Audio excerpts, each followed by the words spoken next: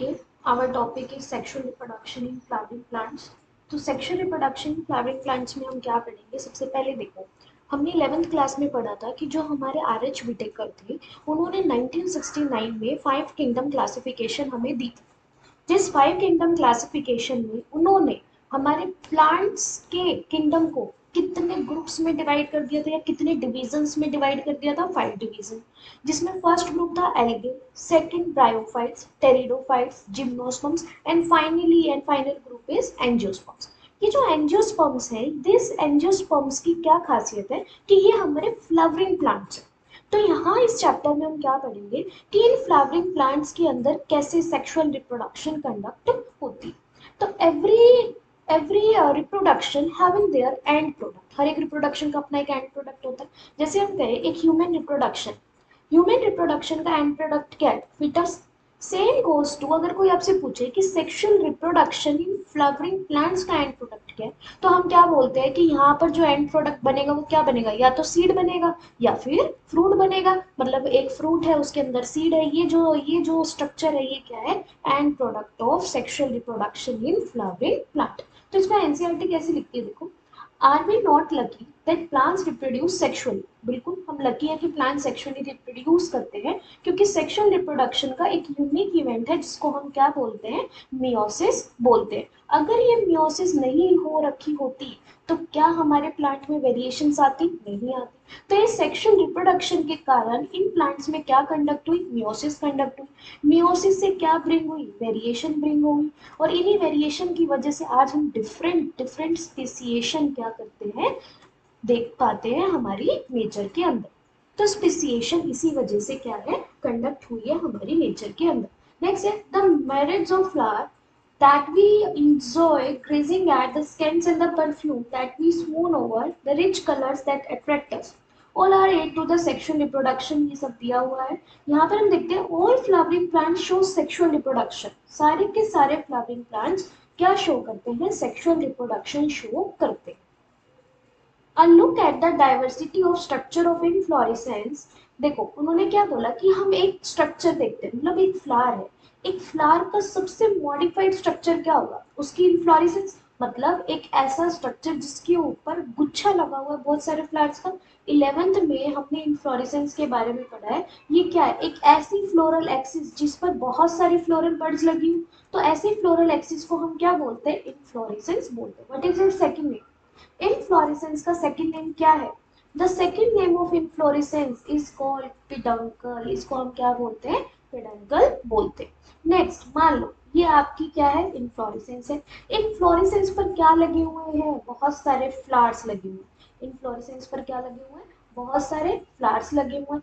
इन flowers के अंदर क्या है? फ्लोरल पार्ट्स हैं। ये फ्लोरल पार्ट्स हो गए एंड्रोशियम, गाइनोशियम, पेटल्स, मतलब उसके floral parts shows an amazing range of adaptation to ensure the formation of end products of sexual reproduction। मतलब हर एक फ्लावर के पास वेरिड वैरायटीज ऑफ ये अरेंजमेंट हमें दिखाई देगी। और फिर ये वेरिड अरेंजमेंट में क्या प्रेजेंट है? हमारा एंड प्रोडक्ट प्रेजेंट है। किसका? सेक्सुअल रिप्रोडक्शन का, जिसको हम क्या बोलते हैं? एक फ्रूट और सीड बोलते हैं। तो इस चैप्टर में हम क्या पढ़ेंगे? फ्लावर की मॉर्फोलॉजी क्या है, स्ट्रक्चर क्या है, और वो क्या करता है? सेक्सुअल रिप्रोडक्शन कैसे कंडक्ट करता है। तो एक फ्लावर के बारे में हम पढ़ते हैं कि एक प्लांट है, उस प्लांट को पता कैसे चला कि भाई मुझे एक फ्लावर डेवलप करना है? तो उस प्लांट को ये पता जरूर चल जाता है कि हाँ भाई मुझे फ्लावर बनाना है, पर वो फ्लावर बनाने के लिए सबसे पहले क्या होता है उसके अंदर? द फ्लावर, एक फ्लावर को बनाने से पहले एक स्टेम है। Like this is a stem, ये एक स्टेम है। इस स्टेम के ऊपर क्या लगी हुई है? There is a presence of leaf. यहाँ पर एक लीफ प्रेजेंट है, और इस लीफ के यहाँ पर कोने पर क्या प्रेजेंट है? There is a presence of axillary bud. यहाँ पर क्या प्रेजेंट है? Axillary bud. अब ये जो एक्सिलरी बड है, जैसे ही इस स्टेम को लगेगा कि मुझे एक फ्लावर बनाना स्टार्ट करना है, तो इस स्टेम पर लगी ये जो एक्सिलरी बड है, इस एक्सिलरी बड के अंदर क्या स्टार्ट हो जाएगा? हार्मोनल चेंजेस स्टार्ट हो जाएंगे। जैसे यहाँ पर हार्मोनल चेंजेस स्टार्ट होंगे, जैसे यहाँ पर हार्मोनल चेंजेस स्टार्ट होंगे, यहाँ पर क्या होगी? एक स्ट्रक्चर की डेवलपमेंट होगी, स्ट्रक्चरल डेवलपमेंट अगर जैसे ही यहाँ पर स्ट्रक्चरल डेवलपमेंट होगी, अब इसका मीनिंग क्या है, ये बर्ड थी, इस बर्ड के ऊपर जैसे ही यहाँ पर हार्मोनल चेंजेस हो गए, यहाँ पर बहुत ज्यादा सेल डिवीजन स्टार्ट हुई। अब एक सबको पता है थी बर्ड कौन सी टाइप की प्लांट सेल कंटेन करती है। तो एक जो बर्ड है वो कौन सी प्लांट सेल कंटेन करती है, मैरिस्मेटिक सेल्स। क्या कंटेन करती है वो, मैरिस्मेटिक सेल्स। तो ये जो ग्रुप बना है, ये हार्मोनल चेंजेस के कारण जो ग्रुप बना है, ये सारा ग्रुप क्या है, it is a group of meristematic cell. पर हमें एक फीचर पता है कि meristematic cells are only dividing cells. ये सेल किसी स्ट्रक्चर को रिप्रेजेंट नहीं करती है। तो अगर इन सेल को हमें एक स्ट्रक्चरल की फॉर्म में रिप्रेजेंट करवाना है, तो इन सेल्स के अंदर एक प्रोसेस होती है जिसको हम बोलते हैं डिफरेंशिएशन। इन सेल्स के अंदर कौन सी प्रोसेस होती है, डिफरेंशिएशन, जिसके अंदर meristematic cell is converted into permanent cells। Meristematic cell किस में कन्वर्ट हो जाती है, परमानेंट सेल में क्या हो जाती है, कन्वर्ट हो जाती है। और जैसे ही मैरिस्मेटिक सेल परमानेंट सेल में कन्वर्ट हुई, इस डिफरेंशिएशन के कारण there is a formation of flower.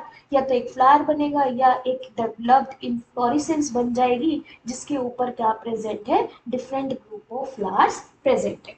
तो अब इसी को हम पढ़ते हैं दोबारा से कि एक स्टेम थी, इस स्टेम के ऊपर एक लीफ है, और लीफ के कोने पर क्या लगी है, एक एक्सिलरी बड लगी है। ये एक्सिलरी बड क्या कंटेन करती है, मैरिस्मेटिक सेल कंटेन करती है।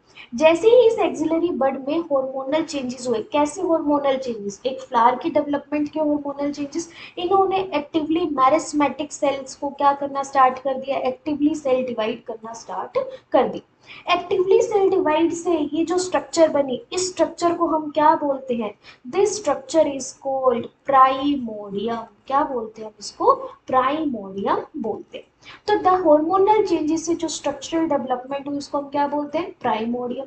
जैसे ही इस प्राइमोडियम में क्या कंडक्ट हुई, डिफरेंशिएशन कंडक्ट हुई, ये जो मैरिस्मेटिक सेल है, ये मैरिस्मेटिक सेल किस में कन्वर्ट हो गई, परमानेंट में, और एक फ्लावर या फिर एक इन्फ्लोरेसेंस क्या हो गई, इससे डेवलप हो गई। तब हम एक फ्लावर का स्ट्रक्चर देखते हैं। उस स्ट्रक्चर से पहले इन्हीं लाइंस को हम एनसीईआरटी से पढ़ते, देखो।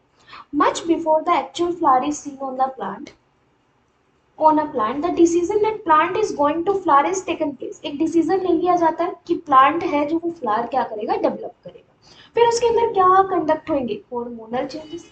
उस हार्मोनल चेंजेस के कारण एक स्ट्रक्चर बनेगी, इनिशिएट हो जाएगी एक स्ट्रक्चर की formation, which led to differentiation. फिर उसके अंदर क्या होगा, डिफरेंशिएशन होगा and further development of floral primordium. Further development, पहले एक प्राइमोडियम बन गई, फिर उसकी फर्दर डेवलपमेंट होगी, या तो वो एक सिंगुलर फ्लावर बनेगा उस प्राइमोडियम से, या फिर एक पूरी फ्लावरल एक्सिस बनेगी जिसके ऊपर क्या लगे होंगे, बहुत सारे फ्लावर्स क्या है, अटैच्ड होंगे। तो inflorescence are form which bear the floral buds and then the flowers. In the flower, the male and female reproductive structures, अब फ्लावर के अंदर क्या क्या स्ट्रक्चर्स होते हैं वो हम पढ़ते हैं। तो एनसीईआरटी ने लिखा था कि एक फ्लावर है, वो फ्लावर किसके ऊपर लगेगा, स्टेम। इसलिए हम इस एक फ्लावर को हम एक और तरीके से बोलते हैं, flower is a modified shoot. आप क्या बोल सकते हो, अ फ्लावर इज अ, या क्या बोला जाता है, flower is a modified shoot. एक फ्लावर क्या है, मॉडिफाइड शूट होती है, जिसके ऊपर डिफरेंट फ्लोरल पार्ट्स क्या है, लगे होते हैं, और वही फ्लोरल पार्ट्स एक सेक्सुअल रिप्रोडक्शन करके एक नेक्स्ट जनरेशन ऑफ फ्लावर क्या करती है, या एक नेक्स्ट जनरेशन ऑफ प्लांट को क्या करते हैं, क्रिएट करते हैं। तो वही एक्सिलरी बर्ड थी, उसमें हार्मोनल चेंजेस हुए, हार्मोनल चेंजेस कारण उसमें स्ट्रक्चरल डेवलपमेंट हुई, उसकी डिफरेंशिएशन होकर एक प्राइमोडियम बनी, और उस प्राइमोडियम में क्या क्या डेवलप हो गई, वो एक फ्लावर में डेवलपमेंट हो गई। अब एक फ्लावर के पार्ट्स हम देखते हैं। कोई भी फ्लावर है that flowers on the basis of their reproductive process, या on the basis of their reproduction, उस फ्लावर के दो पार्ट्स होते हैं, किसके बेसिस पर, ऑन बेसिस ऑफ रिप्रोडक्शन, की वो रिप्रोडक्शन, या on basis of their role in reproduction. Reproduction की प्रोसेस में उनका क्या रोल है, उसके बेसिस पर हम फ्लावर को दो पार्ट्स में डिवाइड करते हैं। पहला पार्ट है non essential part. Non essential part का मतलब क्या है, कि जो रिप्रोडक्शन में गैमेट्स बनाने में कोई मदद नहीं कर रहे हैं, सिर्फ उन पार्ट्स को प्रोटेक्ट करना, या उन पार्ट्स के द्वारा जो प्रोसेस होने वाली है उस प्रोसेस में थोड़ी बहुत हेल्प करना, इसलिए हम इन फ्लावर के पार्ट्स को हम क्या बोलते हैं, नॉन एसेंशियल पार्ट बोलते हैं। एसेंशियल फ्लोरल पार्ट्स कौन से हैं जो एक्चुअल में हमें मेल और फीमेल गैमेट बनाकर देंगे, उन पार्ट्स को हम क्या बोलते हैं, एसेंशियल फ्लोरल पार्ट्स बोलते हैं। तो जो नॉन एसेंशियल फ्लोरल पार्ट्स है उसमें हमारे दो फ्लोरल पार्ट्स आते हैं जिसको हम क्या बोलते हैं, calyx, and second is Corolla. अब ये जो वर्ड्स है इन वर्ड्स को आप ध्यान से देखो, these word represents the group. In words को हम किस फॉर्म में देखते हैं, ये जितने भी आपको वर्ड्स दिख रहे हैं these words represents the groups. इन्हीं ग्रुप्स की सिंगुलर फॉर्म के लिए हम डिफरेंट वर्ड्स को क्या करते हैं, कंसिडर करते हैं। अब एक फ्लावर की हम स्ट्रक्चर देखते हैं। तो ये स्टेम है, इस स्टेम के ऊपर क्या डेवलप हुई थी, there is a development of leaf, और इस लीफ के ऊपर एक एक्सिलरी बड लगी थी, जिस एक्सिलरी बड से वहां पर एक प्राइमोडियम बनी, फिर उसके डिफरेंशिएशन से धीरे धीरे वहां पर क्या डेवलप होने लग गया, एक कंप्लीट फ्लावर डिफरेंशिएट होकर डेवलप हो गया। तो एक फ्लावर है, वो फ्लावर के या हम बोल सकते हैं फ्लावर के जो ये पार्ट्स हैं, नॉन एसेंशियल और एसेंशियल पार्ट, ये पार्ट्स एक स्टेम के ऊपर किस तरह से या किस स्ट्रक्चर से अटैच होते हैं। तो all floral parts of a flower, सारे के सारे ये जो फ्लोरल पार्ट्स हैं फ्लावर के, ये अटैच होते हैं स्टेम से बाय अ स्टोक, एक डंडी से, by a stalk, that stalk is called pedicel, that stalk is called pedicel. उस स्टॉक को हम क्या बोलते हैं, पेडिसल बोलते हैं। That stalk is called pedicel. तो पेडिसल क्या है, पेडिसल वो स्टॉक है जो क्या करती है, एक फ्लावर के पार्ट्स को स्टेम से अटैच करवाने में हेल्प करती है। ये जो पेडिसल है इसका अपर पार्ट क्या होता है, बल्ज्ड होता है, फूला हुआ होता है। इस बल्ज्ड पार्ट को हम क्या बोलते हैं, this bulged part is called thalamus. ये थैलेमस क्या है, इट gives a platform, ये एक प्लेटफॉर्म है, it gives a platform to attaches all floral parts, to attaches all floral parts, सारे फ्लोरल पार्ट्स की अटैचमेंट के लिए ये क्या कंडक्ट करता है, एक प्लेटफॉर्म की तरह वर्क करता है। अब जो ये फ्लोरल पार्ट्स इसके ऊपर अटैच होंगे, सबसे पहले हम नॉन एसेंशियल फ्लोरल पार्ट्स पढ़ते हैं। नॉन एसेंशियल फ्लोरल पार्ट्स में हम बोलते हैं कि सबसे पहला फ्लोरल पार्ट्स हमने क्या लिखा हुआ है, calyx. What is this calyx, आपने किसी फ्लावर के ऊपर ऐसे लीफ लाइक स्ट्रक्चर्स देखेंगे यहाँ पर। तो इन लीफ लाइक स्ट्रक्चर को हम क्या बोलते हैं, these leaf like structure are called sepals. इन लीफ लाइक स्ट्रक्चर्स को हम क्या बोलते हैं, सेपल्स बोलते हैं। एंड ग्रुप ऑफ सेपल्स, देखो मैंने कितनी सेपल्स बनाई है इस फिगर में, 1 and 2, 2 सेपल्स। तो ग्रुप ऑफ सेपल्स दोनों के लिए अगर हमें कॉमन वर्ड यूज करना हो, group of sepal is called calyx. Group of sepal को हम क्या बोलते हैं, कैलिक्स बोलते हैं। अब ये जो सेपल, इस सेपल से नेक्स्ट जो हमारी वर्ल है जिसको हम एसेंशियल वर्ल बोलते हैं, उसको हम क्या बोलते हैं, एसेंशियल, या हम बोल सकते हैं second part, that is called Corolla. तो जो करोला होता है वो, उस करोला के लिए सिंगुलर वर्ड हम क्या यूज करते हैं, that singular word is use petals, उनको हम क्या बोलते हैं, पेटल्स बोलते हैं। What are the petals, group of petals, group of petals, petals के ग्रुप को हम क्या बोलते हैं, group of petals is called corolla, group of petals is called corolla. सबको पता है पेटल्स, पंखुड़ियां सबको पता है। नेक्स्ट उसके बाद आता है एसेंशियल वर्ड्स। एसेंशियल वर्ड्स में सबसे पहले हम पढ़ते हैं द फीमेल रिप्रोडक्टिव सिस्टम। ये जो मैंने ब्लू मार्कर से बनाया है, this is the female reproductive system. वो सब इसको जानते हैं, क्या बोलते हैं हम इसको, it is called carpel. Female reproductive system को हम क्या बोलते हैं, कार्पल बोलते हैं। तो carpel is for singular word, तो ये क्या है, कार्पल है। और कार्पल, ग्रुप ऑफ कार्पल्स को हम क्या बोलते हैं, group of carpels is called gynoecium, group of carpels is called gynoecium. Group of carpels को हम क्या बोलते हैं, गाइनोशियम बोलते हैं। तो गाइनोशियम क्या है, ग्रुप ऑफ कार्पल्स। और what is gynoecium, it is a female reproductive organ of flower. ये क्या है, फ्लावर का फीमेल रिप्रोडक्टिव ऑर्गन है। This is a female reproductive organ of flower. Next उसके बाद आता है ये जो फ्लावर का सेकंड एसेंशियल वॉल है, उसको हम क्या बोलते हैं, it is called male reproductive part of the flower. It is called male reproductive part of the flower. ये फ्लावर का मेल रिप्रोडक्टिव पार्ट है, इसको हम क्या बोलते हैं, it is called stamen. Singular word क्या है, स्टेमन है। और इसके group of stamen is called stamen के ग्रुप को हम क्या बोलते हैं, group of stamen is called androecium. Stamen के ग्रुप को हम क्या बोलते हैं, एंड्रोइशियम बोलते हैं। But it is called male reproductive organ of the flower. ये फ्लावर का क्या है, मेल रिप्रोडक्टिव ऑर्गन है। तो ये जो हमारे एसेंशियल वर्ल्स है उसमें हमें ये पता चल गया, दो एसेंशियल वर्ल्स है, androecium male reproductive organ, gynoecium female reproductive organ. तो मैम ये तो हमें पता चल गया कि इनके अंदर गैमेट्स बनेगा। ये क्या हेल्प कर रहे हैं, अगर हम कैलिक्स की बात करें तो कैलिक्स के अंदर जो लीव्स है दोज आर फोटोसिंथेटिक है। और ये क्या करती है, एक फ्लावर को उसके बर्ड स्टेज में प्रोटेक्ट करती है। It protect the flower in its bud stage, it protect the flower in its bud stage. उसकी बर्ड स्टेज में क्या करती है, ये फ्लावर को क्या करती है, प्रोटेक्ट करती है। Next what is Corolla. Corolla जो है उसको हम क्या बोलते हैं, कलरफुल है। करोला क्या है, present in a different colour, ये कलरफुल होती है। अब आपको पता है कोई प्लांट कलरफुल है, डिफरेंट डिफरेंट कलर्स शो करता है एक्सेप्ट द ग्रीन, मानो। तो ये जो कलर है वो किसकी वजह से आता है, due to the presence of chromoplast in them. इनके पास क्या प्रेजेंट है, क्रोमोप्लास्ट। क्रोमोप्लास्ट क्या है हमारे, these are the coloured plastid. Chromoplast क्या है हमारे, कलर्ड प्लास्टिड, कलर्ड प्लास्टिड। तो ये जो कलर्ड प्लास्टिड होते हैं ये कलर्ड हुए कैसे, क्योंकि इनके पास पिगमेंट्स प्रेजेंट होते हैं जिनको हम क्या बोलते हैं, कैरेटिनॉइड्स बोलते हैं। इन पिगमेंट्स की वजह से ही ये क्या होते हैं, कलर्ड प्लास्टिड इनको कहा जाता है। अब कलर्ड हो गए तो इसका फीचर क्या है, ओके ये कलर्ड प्लास्टिड है। तो कलर्ड प्लास्टिड होने की वजह से इनका क्या काम है, दे अट्रैक्ट द पॉलिनेटर्स। इनका क्या काम है, दे अट्रैक्ट द पॉलिनेटर्स। अगर हम इसका सेकंड फीचर करें करोला का, तो ये क्या करते हैं, they attract the pollinators, they attract the pollinators. What are the pollinators, though these are the, आप बोल सकते हो कि वो एनिमल्स है जो हेल्प करेंगे एक मेल और फीमेल गैमेट की फ्यूजन प्रोसेस के अंदर, या एक मेल गैमेट को किस तक पहुंचाना, फीमेल गैमेट तक पहुंचाने में हेल्प करेंगे। क्योंकि यहाँ पर ही आप जान लो कि प्लांट्स के अंदर, और वो भी कौन से प्लांट्स, फ्लावरिंग प्लांट्स के अंदर, both male and female gametes are non motile.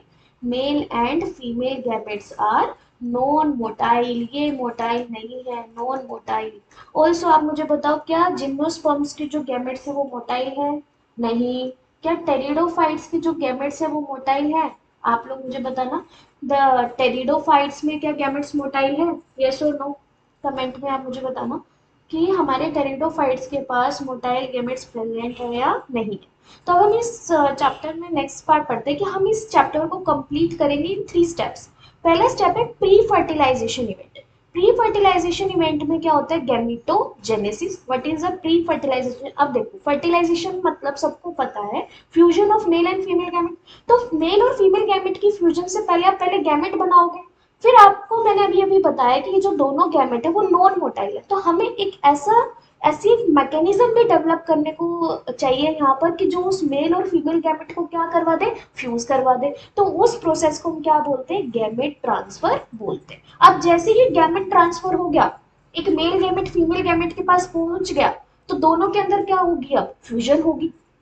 दोनों के अंदर क्या होगी, फ्यूजन होगी। तो इस दोनों गैमेट्स की फ्यूजन को क्या बोलते हैं, हम फर्टिलाइजेशन बोलते हैं। और यहाँ पर हमने डबल फर्टिलाइजेशन क्यों लिखा है, इसको हम बाद में देखेंगे। नेक्स्ट है पोस्ट फर्टिलाइजेशन। फ्यूजन हो गई, फ्यूजन होने के बाद क्या चेंजेस आते हैं, there is a formation of fruit, मतलब ovary developed into fruit, ovule developed into seed, and endosperm and embryo development will occur, या it is a part of post fertilization event.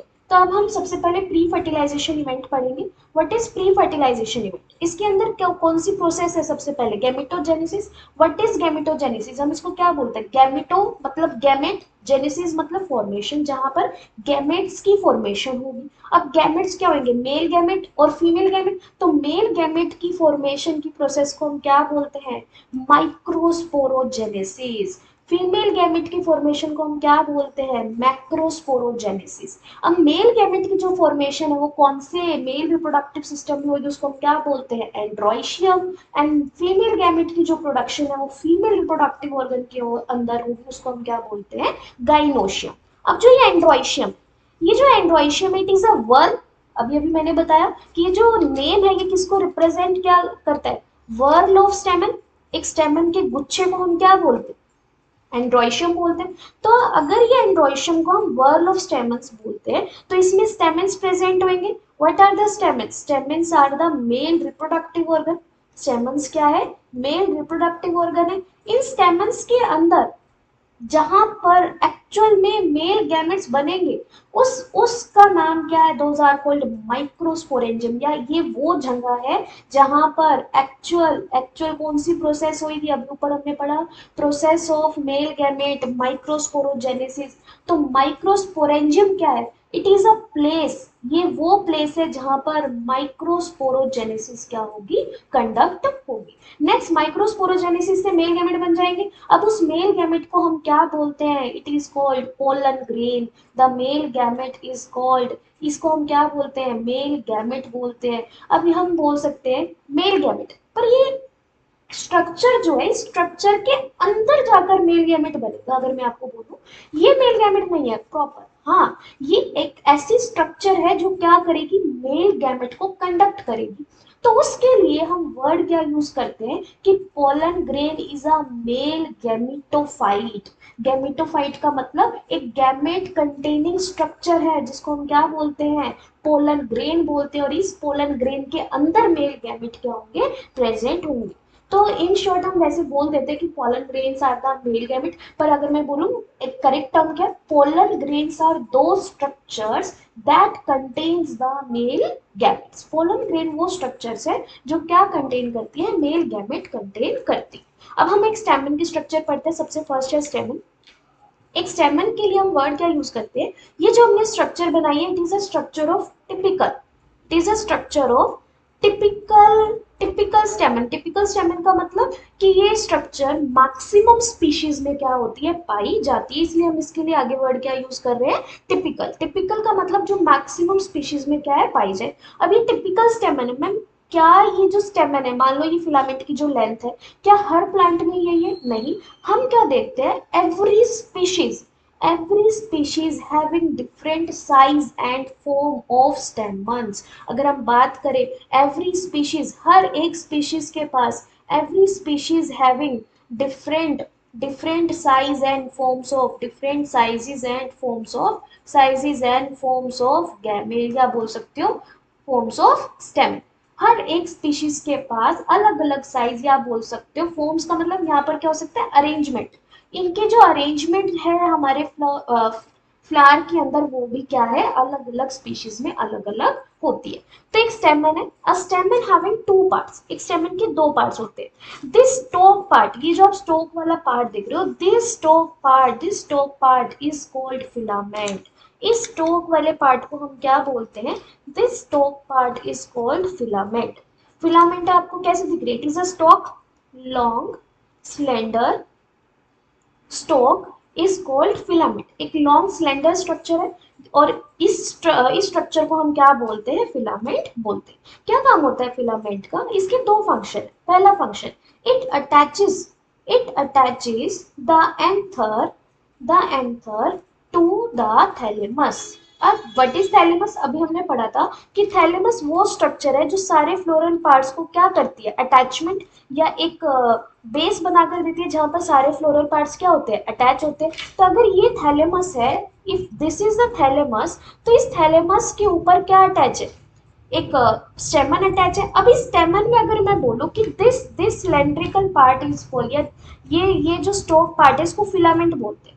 तो ये फिलामेंट हो गई। और इस ऊपर बल्ज पार्ट, ये जो पूरा बल्ज पार्ट है, दिस कंप्लीट पार्ट, ये जो पूरा बल्ज पार्ट है, this complete part is called anther. इस कंप्लीट पार्ट को हम क्या बोलते हैं, एंथर बोलते हैं। This complete part is called anther. और ये वो पार्ट है जहां पर क्या प्रेजेंट होएगा, इट कंटेन्स, ये वो पार्ट है जहां पर क्या प्रेजेंट होएगा, माइक्रोस्पोरेंजियम प्रेजेंट होएगा। और ये जो माइक्रोस्पोरेंजियम है इसके अंदर क्या होती है, मेल गैमेट फॉर्मेशन की प्रोसेस, जहां पर क्या कंडक्ट होगी, माइक्रोस्पोरोजेनेसिस कंडक्ट होगी। तो ऐसे इंपॉर्टेंट पार्ट को हमारे फ्लावर से कौन अटैच, या बोल सकते हो कि एक स्टेम से कौन अटैच करके रखता है, फिलामेंट। तो फिलामेंट का क्या काम है, it attaches anther to the thalamus. अब बात आती है फिलामेंट की, इस तरह से दो एंड बन गए, एक वो एंड जो एंथर की तरफ है, एक वो एंड जो हमारे थैलेमस की तरफ है। तो इन एंड्स को हम क्या बोलते हैं, वो एंड जो हमारे थैलेमस की तरफ अटैच है उस एंड को हम क्या बोलते हैं, दैट एंड इज कॉल्ड ऐसा एंड जो हमारे थैलेमस की तरफ अटैच है, that is called proximal and. उसको हम क्या बोलते हैं, प्रॉक्सिमल एंड बोलते हैं। और ऐसा पार्ट जो हमारे एंथर की तरफ अटैच है फिलामेंट का, दिस पार्ट, तो ये वाला जो एंड है इस एंड को हम क्या बोलते हैं, it is called proximal and. और ये वाला जो फिलामेंट का पार्ट है जो हमारे एंथर से अटैच होता है, इसको हम क्या बोलते हैं, डिस्टल एंड। इसको हम क्या बोलते हैं, डिस्टल एंड। तो इसको एक बेसिकली समझो कि मान लो ये एक मेन प्लांट बॉडी है, इस मेन प्लांट बॉडी से जो भी पॉइंट ऑफ अटैचमेंट होता है उस पॉइंट ऑफ अटैचमेंट को हम बोलते हैं प्रॉक्सिमल एंड। और इससे जो दूर होता है, इस पॉइंट ऑफ अटैचमेंट से जो दूर वाला एंड होता है, यहाँ पर जो एंड बना है दूर दूर से क्या बन गया, डिस्टल एंड। तो मेन प्लांट बॉडी से जो दूर वाला एंड होता है उसको हम क्या बोलते हैं, डिस्टल एंड बोलते हैं। तो एक एंथर से जब फिलामेंट अटैच है तो उसका फिलामेंट का कौन सा एंड है, वो that and is called distal end.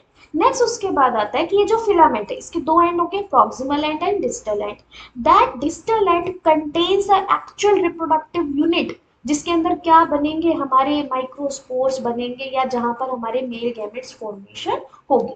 तो उससे पढ़ने से पहले नेक्स्ट फिलामेंट का स्ट्रक्चर, फिलामेंट का फीचर क्या है, कि ये जो फिलामेंट है, इस फिलामेंट का क्या काम है, एक तो एंथर को अटैच करना थैलेमस से, साथ में इस फिलामेंट का क्या काम है, it it allows it allows anther it allows anther to freely move to freely move in the air में freely move, जो हेल्प करेगा फ्यूचर में ताकि मेल गैमेट इजिली एयर के थ्रू क्या हो जाए, ट्रांसफर हो जाए। नेक्स्ट हम पढ़ते हैं एंथर। एक एंथर है, क्या क्या कंटेन करता है, वो माइक्रोस्पोरेंजियम कंटेन करता है और क्या करेगा, माइक्रोस्पोरोजेनेसिस करेगा। पर ये एंथर है क्या, इसके बारे में हम पढ़ते हैं। An anther is a bilobe structure. एक एंथर जो है वो क्या है, एक बाइलोब स्ट्रक्चर है। अब ma'am what is the meaning of bilobe, bilobe का क्या मतलब है, ये एक लोब हो गई, ये दूसरी लोब होगी। तो अगर ये कंप्लीट एंथर है तो इस एंथर के पास कितनी लोब है, इस एंथर के पास दो लोब है। तो then anther is called bilobed structure. इस एंथर को हम क्या बोलते हैं, सबसे पहले हम इसके लिए वर्ड क्या यूज करते हैं, it is a bilobed structure. अगर हम इस बाइलोब स्ट्रक्चर को बोले, ये बाइलोब स्ट्रक्चर है, each lobe is surrounded by two membranes। हर एक लोब दो मेम्ब्रेन से सराउंड होते हैं। अगर मैं कहूँ ये लोब है और ये दो मेम्ब्रेन से सराउंड है, इसीलिए एंथर को हम क्या बोलते हैं, डाइथिकस एंथर बोलते हैं। व्हाट इज अ थिकस, थिकस के लिए हम क्या वर्ड यूज कर सकते हैं, थिका भी यूज कर सकते हैं, या हम बोल सकते हैं it contains two theca. What is the meaning of theca, theca is a layer या मेम्ब्रेन विच सराउंड्स, जो सराउंड करती है किसको, हमारी बाइलोब्ड स्ट्रक्चर को। अब इसको समझने के लिए अगर मैं इसको ट्रांसफर सेक्शन देखूं, ट्रांसफर सेक्शन मतलब किसी भी एंटाइटी को इस तरह से कट करके यहां से विजिबल करना, दैट इज ट्रांसफर सेक्शन। किसी भी एंटिटी को यहाँ से ऐसे कट करके फिर विजिबल करना। आप इधर से देख रहे हो, ये स्ट्रक्चर थी, आपने ऐसे कट किया और आप ऐसे सामने खड़े होकर, जैसे ये स्ट्रक्चर थी यहाँ कट किया, आप ऐसे सामने खड़े होकर इधर से देख रहे हो, तो that is a longitudinal view. पर ट्रांसवर्स व्यू क्या कहता है, आपने यहाँ से कट किया और आप ऐसे यहाँ खड़े होकर देख रहे हो कि ये स्ट्रक्चर कैसे दिख रहा है। तो ये ऐसे लोब थे, ये दो लोब थे, मैंने इसको ऐसे कट कर दिया। कट करने के बाद this represent one lobe, this represent another lobe. अब ये जो लोब है आप देख रहे हो, ये लोब जो है ये दो थिका से क्या है, कवर्ड। ये जो लोब है ये क्या है, दो थिका से क्या है, कवर्ड है। इसलिए हम क्या बोलते हैं, एन एंथर इज डाइथिकस। ये जो एंथर है वो क्या है, डाइथिकस है, दो थिका इसके ऊपर प्रेजेंट होते हैं। An anther is डाइथिकस। ये जो एंथर है ये क्या है, डाइथिकस है। नेक्स्ट उसके बाद आता है, डाइथिकस के बाद एक एंथर, दो लोब है और ये dithecous structure. Next, both lobe is connected by a group of cells. दोनों की दोनों लोब्स एक ग्रुप ऑफ सेल से कनेक्टेड होती है, उस ग्रुप ऑफ सेल को भी हम क्या बोलते हैं, कनेक्टिव बोलते हैं। ग्रुप ऑफ सेल को भी हम क्या बोलते हैं, कनेक्टिव बोलते हैं। और ये वो स्ट्रक्चर है that carries the vascular bundles, जहां पर क्या प्रेजेंट होते हैं, वेस्कुलर बंडल्स प्रेजेंट होते हैं। मैम कोई और ग्रुप से कनेक्टेड होते हैं, नहीं। जैसे अगर मैं कहूँ, अगर हम इसको बहुत अंदर से ऐसे बनाते, इस टाइप से इसको बनाते, तो सिर्फ ये वाली जो स्ट्रक्चर है, यही स्ट्रक्चर इन दोनों लोब्स को कनेक्ट रखती है। इट इज वन लोब, ये दूसरी लोब है। दोनों लोब के बीच में ऐसे कनेक्टिव जो टिश्यू है, उसको हम क्या बोलते हैं, कनेक्टिव बोलते हैं। और ये क्या कंटेन करता है, ये वेस्कुलर बंडल्स कंटेन करता है। चलो अब हम एंथर के बारे में उठ पड़ते हैं। तो अब तक आपको ये क्लियर हो गया कि it is a bilobe structure connected by a tissue, उसका नाम भी क्या है, कनेक्टिव है।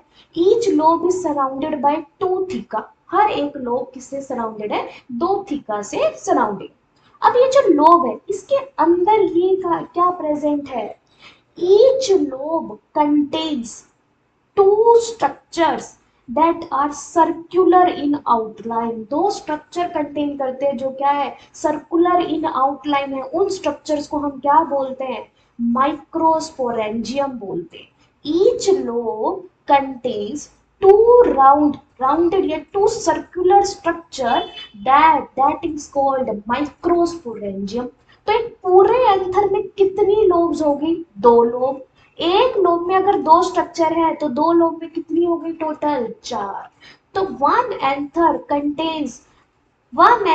contains four circular structures, those are called microsporangium। उनको हम क्या बोलते हैं, माइक्रोस्पोरेंजियम बोलते हैं। तो एक एंथर को हम और कैसे बोलते हैं, an anther is tetrasporangiate, an anther is tetrasporangiate. अब ये जो टेट्रास्पोरेंजिएट स्ट्रक्चर, इसका मीनिंग क्या है, प्रेजेंस ऑफ फोर माइक्रोस्पोरेंजियम। क्या है यहाँ पर, प्रेजेंस ऑफ फोर माइक्रोस्पोरेंजियम। आप क्या बोल सकते हो, these are the four circular structures या four circular line structures present present two in each lobe. एक लोब में कितनी स्ट्रक्चर है, सर्कुलर दो स्ट्रक्चर, और उन स्ट्रक्चर को हम क्या बोलते हैं, माइक्रोस्पोरेंजियम बोलते हैं। तो वन टू ये एक लोब का हो गया, ये वन टू ये सेकेंड लोब का हो गया। इस तरह से यहाँ पर जो ये स्ट्रक्चर्स प्रेजेंट है, इनको हम क्या बोलते हैं, माइक्रोस्पोरेंजियम बोलते हैं। Those are called microsporangium, these are called microsporangium. अब इसके बीच में क्या प्रेजेंट है, यहाँ क्या प्रेजेंट है, is a group of tissues, tissue present है, यहाँ पर ग्रुप ऑफ सेल्स प्रेजेंट है, जो आगे जाकर डीजनरेट हो जाएंगे। तो यहाँ पर ऐसे ही नॉर्मली ग्रुप ऑफ सेल्स क्या होता है, प्रेजेंट होता है। तो आई थिंक यहाँ पर आपको बेसिक आउटलाइन क्लियर है कैंसर की। बाइलोब्ड है, दोनों लोब एक टिश्यू से कनेक्ट है, उस नाम भी क्या उसका, कनेक्टिव है। ईच लोब कंटेन टू ऐसे ग्रुप ऑफ सेल जहां पर क्या कंडक्ट होगी, मेल गैमेट बनने की प्रोसेस कंडक्ट होगी, उसको क्या बोलते हैं, माइक्रोस्पोरेंजियम। एक कंप्लीट एंथर में कितने माइक्रोस्पोरेंजियम होंगे, चार। एक लोब में कितने माइक्रोस्पोरेंजियम होंगे, दो माइक्रोस्पोरेंजियम। आई थिंक यहाँ तक आपको माइक्रोस्पोरेंजियम या फिर स्टेमन क्या है, क्लियर। तो अगर हम बात करें, यहाँ पर हम नोट लिखते हैं, नोट में हमें क्या पढ़ना है कि एक एंथर है, उस एंथर के अंदर क्या प्रेजेंट है, कुछ यहाँ पर लाइन्स है एनसीईआरटी अगर हम बात करें। अब आपको ये लगेगा मैम आपने इतना ये एंथर बता दिया, अब एंथर के बाद यहाँ पर कुछ टर्म्स है। जैसे हमें जो ये स्ट्रक्चर दिख रही है, हमारी लोब्स जो थी, लोब्स तो ऐसे बननी चाहिए थी, पर हमें क्या दिख रहा है, यहाँ पर एक डिप्रेशन सा दिख रहा है, मतलब अंदर की तरफ ये थीका जो है मूव्ड है। तो हम क्या बोलते हैं कि each lobe having a depression, और इस डिप्रेशन को क्या बोलते हैं, groove. Each lobe having a groove. दो, या बोल सकते हो ये जो कंप्लीट लोब है, इस लोब के पास क्या प्रेजेंट है, एक ग्रूव प्रेजेंट है। एक क्या प्रेजेंट है, ग्रूव प्रेजेंट है। और ये जो ग्रूव है, ये ग्रूव लॉन्गिट्यूडनल वे में कंटिन्यूड है। अगर हम देखें यहाँ नीचे तक, पूरी नीचे तक क्या है, ये ग्रूव कंटिन्यूड है। ये ग्रूव क्या है, कंटिन्यूड। अगर हम देखें कि एक स्ट्रक्चर में इस तरह से आपने कोई ऐसे स्ट्रक्चर बना दी और ये ग्रूव अंदर की तरफ मुड़ी हुई है, अंदर की तरफ ऐसे मुड़ी हुई है, तो ये ग्रूव क्या है, लॉन्गिट्यूडनली प्रेजेंट है। इसको हम क्या बोलते हैं, वेरी इंपॉर्टेंट लाइन क्या लिखती है NCERT, very important line, theca is separated by a longitudinal groove. Theca is separated by a longitudinal groove. एक थीका किससे सेपरेट है? लॉन्गिट्यूडनल ग्रूव से क्या है? सेपरेट है। मतलब माइक्रोस्पोरेंजियम तो एक लोब के अंदर का टिश्यू है, उसको किसी ने सेपरेट नहीं किया। पर एक लोब है, उस लोब को जो उसकी लेयर है, वो लेयर ही इस तरह से बनी हुई है कि एक ग्रूव बना हुआ है। और ग्रूव को हम क्या बोलते हैं? लॉन्गिट्यूडनल वे में कंटिन्यूड है, कि अगर हमारे पास ये हमारे दो लोब हैं तो ये जो ग्रूव है ये इस तरह से कंटिन्यूड है हमारी दोनों लोब्स के अंदर, इसलिए हम इसको क्या बोल देते हैं? लॉन्गिट्यूडनल ग्रूव बोल देते हैं। और यही groove, this groove will act as, या होगा आगे जाकर, लाइन ऑफ डेहिसेंस। ये क्या बनाएगा? एक लाइन ऑफ डेहिसेंस बनाएगा। Dehiscence ma'am, what is dehiscence? Dehiscence क्या होता है? ब्रेकिंग ऑफ, या बोल सकते हो ब्रेकिंग पॉइंट, जहां से एंथर ब्रेक होकर अपने मेल गैमेट्स को कहाँ रिलीज कर देगा? एयर में रिलीज कर देगा, या टुवार्ड्स द पॉलिनेटर उसको रिलीज कर देगा, तो उसको हम क्या बोलते हैं? Line of dehiscence. तो नोट में हमें क्या लिखना है? सबसे पहली बात आपको ये याद रखनी है, the theca is separated bye longitudinal groove, separated by longitudinal, क्योंकि माइक्रोस्पोरेंजियम सेपरेट नहीं हुआ है लॉन्गिट्यूडनल ग्रूव से। क्या सेपरेट हुआ है? थीका सेपरेट हुई है। Second, one lobe contains to microsporangium. एक लोब के पास कितने माइक्रोस्पोरेंजियम है? दो माइक्रोस्पोरेंजियम है। तो एक कंप्लीट एंथर के पास कितने माइक्रोस्पोरेंजियम? कौन से एंथर? अगर हम टिपिकल एंथर की बात करें, कंटेन 4 माइक्रोस्पोरेंजियम।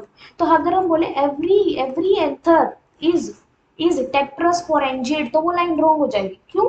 हर एक एंथर टेट्रास्पोरेंजिएट नहीं होता। हमारे पास ऐसे भी एंथर है जिनके पास सिर्फ वन लोब प्रेजेंट होती है। ऐसे भी एंथर है हमारे पास जिनके पास वन लोब के अंदर वन माइक्रोस्पोरेंजियम है, दो माइक्रोस्पोरेंजियम नहीं है। अगर हम इस बात को, अगर हम यहाँ टिपिकल एंथर की बात करते हैं, तो एक लोब में कितने माइक्रोस्पोरेंजियम है? दो माइक्रोस्पोरेंजियम। तो यहाँ पर आपको वन वर्ड और सीखना है। अगर हम माइक्रोस्पोरेंजियम को पोलन सैक से रिप्रेजेंट करें, तो एक एंथर में कितनी पोलन सैक हो गई? एक एंथर में 4 पोलन सैक हो गई।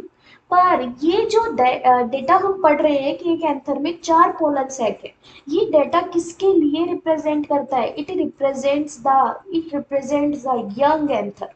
It represents the young anther. ये डेटा किसके लिए रिप्रेजेंट करता है? यंग एंथर के लिए। मीन्स इन मैच्योर एंथर, अगर हम मैच्योर एंथर की बात करें, there is only two pollen sac. Mature anther के अंदर क्या होती है? सिर्फ दो पोलन सैक प्रेजेंट होती है। One pollen sac in each lobe, one pollen sac in each lobe. अब ये ऐसे कैसे? अगर मैं कहूँ कि जैसे ही एंथर मैच्योर होने लगेगा, यहाँ पर बीच में जितना भी टिश्यू है वो सारा टिश्यू डिजनरेट हो जाएगा। ये जितना भी टिश्यू, तो यहाँ पर एक कॉमन कैविटी बन जाएगी, यहाँ अंदर एक कॉमन कैविटी बन जाएगी। तो अब कॉमन कैविटी बनने का मतलब एक पोलन सैक, अभी दो था, अब यहाँ पर क्या? अभी दो था। अब मेच्योरिटी के टाइम क्या हो गया? ये सारा टिश्यू चला गया, तो ये एक पोलन कैविटी बन जाएगी। इसलिए हम क्या बोलते हैं? At maturity each lobe contains one pollen sac. पर यंग एंथर में कितना पोलन सैक होता है? एक लोब में दो पोलन सैक प्रेजेंट होते हैं। नेक्स्ट इसके बाद आता है एक माइक्रोस्पोरेंजियम। तो उस माइक्रोस्पोरेंजियम के लिए दो वर्ड आपको पता होने चाहिए। क्या? एक माइक्रोस्पोरेंजियम है, microsporangium is lined by 4 layers. पहली पहली लाइन आपको क्या पता होनी चाहिए? A microsporangium it is lined by 4 layers. ये कितने लेयर से लाइंड है? 4 लेयर से लाइंड है। उन 4 लेयर्स का क्या नाम है? दोज आर कॉल्ड, सबसे आउटर जो लेयर होती है, सबसे जो आउटर लेयर है उस लेयर को हम क्या बोलते हैं? The outer layer is called epidermis. बाहर वाली लेयर को हम क्या बोलते हैं? एपिडर्मिस बोलते हैं। सबसे बाहर वाली लेयर को हम बोलते हैं epidermis. Then inner to the epidermis there is a presence of second layer called endothelium. Second layer है endothelium. Inner to endothelium there is a presence of third layer, middle layers, जिनको हम क्या बोलते हैं? middle layers. And last layer जो सबसे अंदर present होती है that is called tapetum. उसको हम क्या बोलते हैं? tapetum. Second आता है कि microsporangium contains a group of homogeneous cells. क्या प्रेजेंट है? A group of homogeneous cells called called sporogenous tissue, उसको हम क्या बोलते हैं, स्पोरोजिनस टिश्यू बोलते हैं। Group of homogeneous cell called sporogenous tissue at its centre, its it centre. तो अगर हम बात करें, ये एक माइक्रोस्पोरेंजियम है, यहाँ बाहर 4 लेयर लग गई और बीच में ये जितना भी प्रेजेंट है, ये बीच में जो भी प्रेजेंट है उसको हम क्या बोलते हैं, स्पोरोजिनस टिश्यू बोलते हैं। तो आई थिंक माइक्रोस्पोरेंजियम के लिए 2 मेन बातें आपको क्लियर है। ये जो माइक्रोस्पोरेंजियम है ये 4 लेयर से लाइंड है और इसके बीच में एक होमोजीनस सेल का ग्रुप होता है जिसको हम क्या बोलते हैं, स्पोरोजीनस टिश्यू बोलते हैं। तो अब हम माइक्रोस्पोरेंजियम पढ़ते हैं। ये जो माइक्रोस्पोरेंजियम है इसका हम क्या देख रहे हैं, ट्रांसफर सेक्शन देख रहे हैं। वही हमारे ये अंतर थे, हमने यहाँ से कट कर दिया। अब सिर्फ हम ये ऊपर वाला पोर्शन देखेंगे, जो पोर्शन हमने इस तरह से क्या किया था, डेवलप किया था। तो ये जो पोर्शन है ये हमने बनाया है, it is lined by outside with 2 theca. अब यहाँ पर थीका के अंदर जितना भी ग्रुप ऑफ सेल है ये हम उसकी रीअरेंजमेंट पढ़ रहे हैं। अब उस रीअरेंजमेंट में हमने पढ़ा कि एक माइक्रोस्पोरेंजियम अगर हम बात करें, टेट्रास्पोरेंजिएट था, 2 माइक्रोस्पोरेंजिया इन ईच लोब, 2 माइक्रोस्पोरेंजिया इन ईच लोब क्या होता है, प्रेजेंट होता है। तो सबसे फर्स्ट जो सबसे आउटर वाली लेयर होती है, ये जो सबसे आउटर वाली लेयर है, इस आउटर लेयर को हम क्या बोलते हैं, एपिडर्मिस बोलते हैं। एपिडर्मिस मतलब ये एक सिंगल लेयर है, it is a single layer और इसका फंक्शन क्या है, it is a outer protective layer. ये क्या है, एक प्रोटेक्टिव लेयर। नेक्स्ट उसके बाद inner to the epidermis there is the presence of second singular layer, जिसको हम क्या बोलते हैं, एंडोथीशियम बोलते हैं। ये दूसरी सिंगुलर लेयर है, पर ये सिंगल लेयर है, ये भी प्रोटेक्टिव है, दिस इज ऑल्सो प्रोटेक्टिव। पर अगर हम बात करें एक मैच्योर एंथर में, it plays it plays major role in dehiscence of anther, it plays major role in dehiscence of anther। Anther की dehiscence में ये क्या प्ले करेगी, मेजर रोल प्ले करेगी। तो ये जो एंडोथीशियम है, it plays major role in dehiscence of anther, single layer है, प्रोटेक्टिव है, मेजर रोल प्ले करेगी किसमें, dehiscence of anther। अब वो कैसे रोल प्ले करेगी, देखो, ये हमारी ये हमारी एक एंडोथीशियम की सेल है। अगर मैं करूँ करूँ यहाँ पर कि यहाँ पर मैंने भर दिया, बहुत सारे फाइबर्स भर दिए, तो एक एंडोथीशियम की जो सेल है, it is covered it is covered radially it is covered radially and inner membrane with with दो फाइबर से, alpha cellulosic fibres and callose fibres. 2 fibre से क्या होते हैं, ये लाइंड होते हैं, जिनको हम क्या बोलते हैं, alpha cellulosic fibres and callose fibres. तो यहाँ पर क्या प्रेजेंट है, there is a presence of 2 group of fibre, जिनको हम क्या बोलते हैं, अल्फा सेल्यूलोजिक फाइबर्स एंड उनको क्या बोलते हैं, कैलोस फाइबर्स। पर ये जो दोनों फाइबर्स के ग्रुप हैं, these groups are not present continuous throughout the microsporangium। Continuous में, मान लो इन सेल्स के पास ये फाइबर्स प्रेजेंट है, क्या पता यहाँ ये वाले फाइबर्स क्या है, एब्सेंट है, इन सेल्स के पास ये फाइबर्स प्रेजेंट ही नहीं है। तो अब इन सेल्स के पास ये फाइबर्स प्रेजेंट नहीं है, तो ये कैसे रोल प्ले कर रहे हैं मैम, एक एंथर की ब्रेकिंग में। डेही सेल्स को क्या बोलते हैं, ब्रेकिंग ऑफ एंथर। तो अगर मैं कहूँ कि ये सेल है इन फाइबर्स की वजह से थोड़ी ठोस हो गई है, तो सिकुड़ेगी नहीं है, यहाँ से ये सिकुड़ेगी नहीं। पर जैसे यहाँ डिहाइड्रेटिंग कंडीशन आएगी, सबसे पहले सिकुड़ना कहाँ से स्टार्ट होगा, अपर लेयर से, जहां पर फाइबर सबसेंट है, क्योंकि हमने पढ़ा है कि it is covered radially and inner membrane जो है उसकी, वही अल्फा सेल्यूलोजिक फाइबर, ये कैलोस फाइबर क्या करती है, कंटेन करती है। तो सिकुड़ जाएगी तो ये इस तरह से कनकेव शेप ले लेगी, यहाँ पर क्या हो जाएगी, इस तरह से क्या ले लेगी, कनकेव शेप कैरी कर लेगी। पर अगर जहां पर फाइबर्स ही प्रेजेंट नहीं है, ये सेल है जहां पर फाइबर सबसेंट है, तो ये सेल्स किस तरह से हो जाएगी, ये बिल्कुल यहाँ से सिकुड़ जाएगी, साइड से भी सिकुड़ जाएगी, ये बिल्कुल ऐसे सिंगल लेयर की तरह हमारे पास क्या हो जाएगी, प्रेजेंट हो जाएगी, ये बिल्कुल इस तरह से सिकुड़ के सिंगल लेयर बन जाएगी। तो ब्रेकिंग किसकी ज्यादा इजी है, इस वाली लेयर की ज्यादा इजी है या इस वाली सेल की ज्यादा इजी। यहाँ से ब्रेकिंग बहुत जल्दी होगी, क्योंकि ये क्या है, नैरो है, थिन है, तो इजीली क्या हो जाएगी, ये ब्रेक हो जाएगी। तो इस तरह से एंडोथीशियम क्या करेगा, ब्रेकिंग ऑफ एंथर में आगे जाकर हमारी हेल्प करेगी। लेयर कैसी लेयर है, सिंगुलर लेयर है, प्रोटेक्शन कोज करती है और डाइसेंस ऑफ एंथर में क्या करती है, हेल्प करती है। ऑल्सो अगर हम बात करें, एपिडर्मिस भी क्या हेल्प करेगी हमारी, it also help in dehiscence of anther, the he sense of anther में ये क्या करेगी, हेल्प करेगी। नेक्स्ट आता है मिडल लेयर्स। कितनी होती है मिडल लेयर्स, 2 to 3 लेयर्स।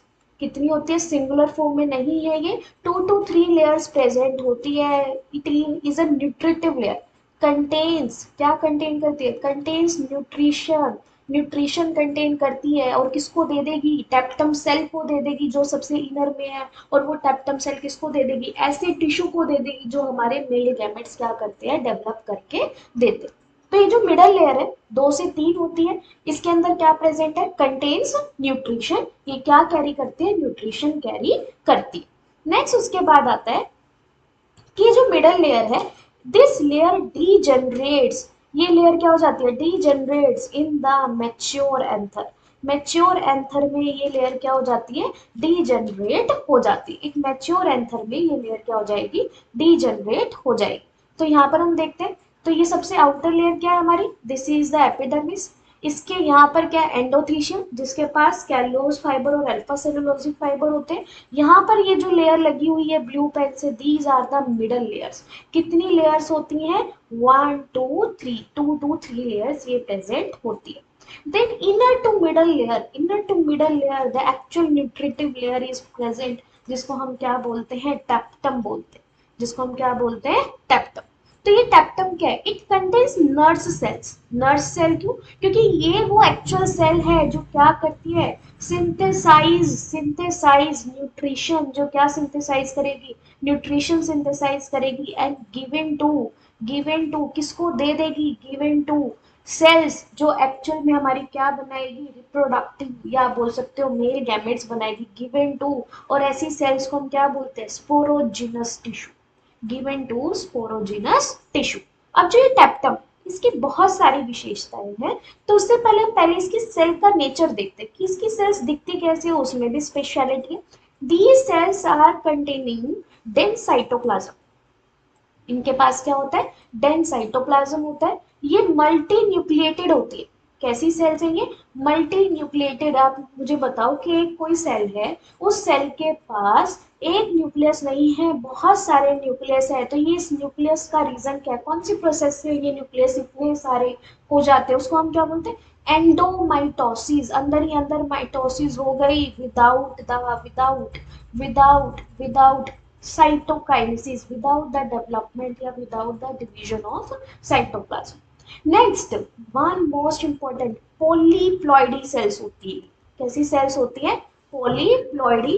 तो ये जो पॉलीप्लॉइडी है, यहाँ पर बहुत सारी सेल्स हैं, पॉलीप्लॉइडी होती है। तो पॉलीप्लॉइडी का मतलब कि अगर मैं बात करूँ पूरे प्लांट सेल में जो सेल्स हैं वो है डिप्लॉइड। पूरे प्लांट सेल में कैसी सेल्स हैं, डिप्लॉइड सेल्स हैं। ये एपिडर्मिस भी 2n है, ये एंडोथीशियम भी 2n है। क्यों, क्योंकि हमारी कंप्लीट प्लांट बॉडी जो फ्लावरिंग प्लांट्स में होती है वो होती है डिप्लॉइड। ये मिडल लेयर है, ये